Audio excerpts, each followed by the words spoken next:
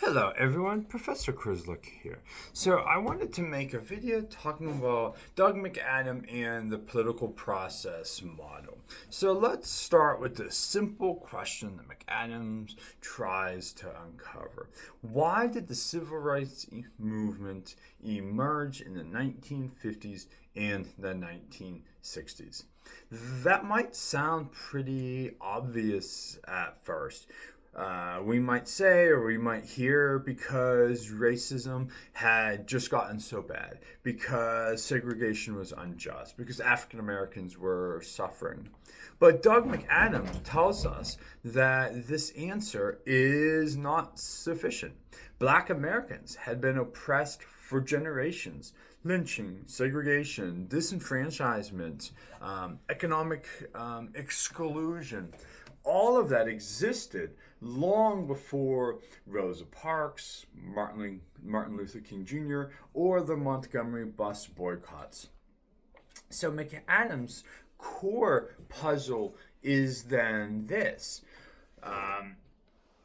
If suffering causes protests, why didn't a mass civil rights movement emerge earlier? That's what in his piece he's trying to explain.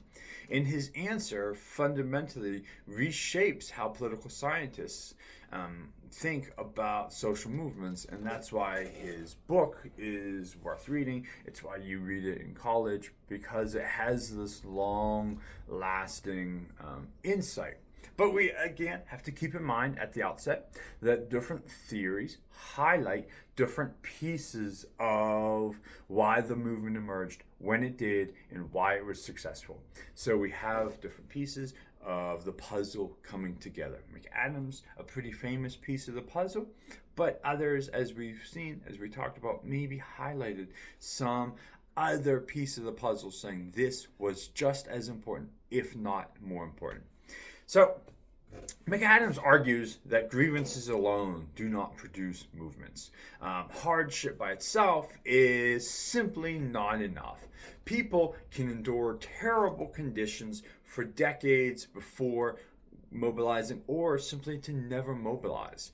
What matters is whether the political environment changes in ways that make protest possible and potentially effective.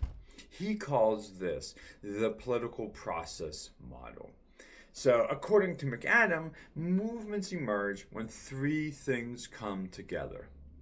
First, expanding political opportunities. Second, indigenous organizational strength. And third, cognitive liberation. And what that means is that people come to believe that collective action can actually work. So all three of these must align for a movement to emerge and be successful. So let's walk through these a bit using the civil rights movement as our case study. So we will begin with political opportunities. Before about 1930, African Americans were essentially locked out of meaningful political influence. In the South, they were systematically disenfranchised through poll taxes, literacy tests, intimidation, and violence. In the North, they existed in small numbers and had little electoral leverage. The Supreme Court upheld segregation. The federal government either ignored racial injustices or even actively reinforced it. McAdams point is straightforward. There were simply no openings for a movement to occur, no access to meaningful institutions that could leverage power over political elites, and they didn't have powerful allies in government. This is why, despite the pretty extreme oppression, we don't see a national mass movement during this early period. The political system was closed. Then something major began to change in the early 20th century. The Southern cotton economy, which had anchored Jim Crow, starts to collapse. Mechanization increases. What was it? The bull weevil, I think, devastated crops. Demand for agricultural labor declines. At the same time, World War One creates massive labor shortages in northern factories. This combination produces the Great Migration. Millions of black Americans leave the South and move to northern and western cities. McAdams emphasizes that this is not just a geographic shift, it is a political transformation. People are moving from places where they cannot vote to places where they can. They settle disproportionately in industrial states like Illinois, Michigan, New York, Ohio, Pennsylvania, and even California.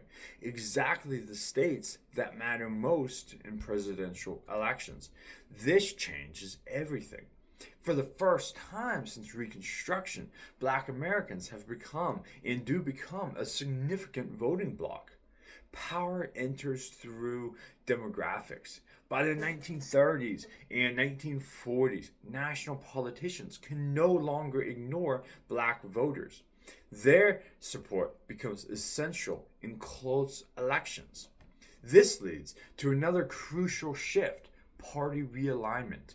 In 1936, black voters moved decisively from the Republican to the Democratic Party, becoming part of Roosevelt's New Deal coalition. The consequences are enormous. Previously, Southern Democrats effectively controlled national racial policy. But now Northern Democrats depend on black voters to win elections.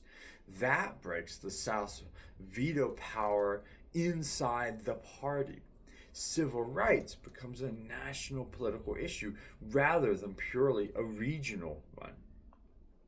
This is a structural transformation of American politics, and it happens before mass protests begin. World War II adds another layer. The United States emerges from the war as a global superpower, locked in ideological competition with the Soviet Union. Suddenly, American racism becomes an international liability. Segregation undermines U.S. claims about democracy and about freedom. Civil rights become a Cold War issue. McAdams shows that this international context indeed does matter.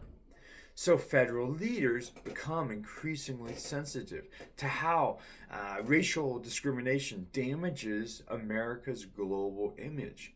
This places new pressure on national institutions to respond. And at the same time, we see important changes inside the federal government itself. The Supreme Court becomes dramatically more supportive of civil rights claims after 1930. Earlier rulings that upheld segregation began to be reversed. The court becomes a viable venue for legal challenges. Presidents begin to act as well. Roosevelt creates the Fair Employment Practices Commission. Truman desegregates the armed forces. Civil rights committees are established. Executive orders address discrimination. So Congress remains resistant, especially because of Southern power in the Senate, but the executive and judicial branches are beginning to shift.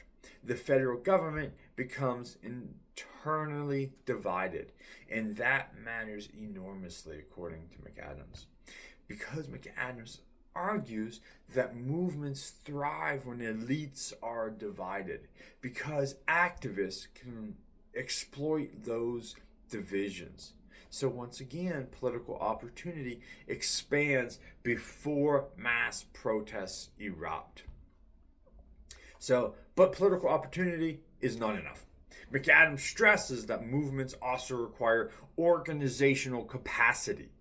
African American communities already possessed important institutions. Black churches provided meeting spaces, leadership, and moral authority. The NAACP had built a national legal apparatus. Local organizations cultivated activists and trained leaders. Professional networks linked communities together. These organizations did not suddenly appear in the 1950s. They developed slowly over decades. When political opportunities then opened, these institutions were ready. This is what McAdam's means by indigenous organizational strength. Movements cannot be imported from the outside. They must grow from within communities. And thus, the final piece is what McAdam's calls cognitive liberation. People must come to believe in several things. First, that the system is unjust.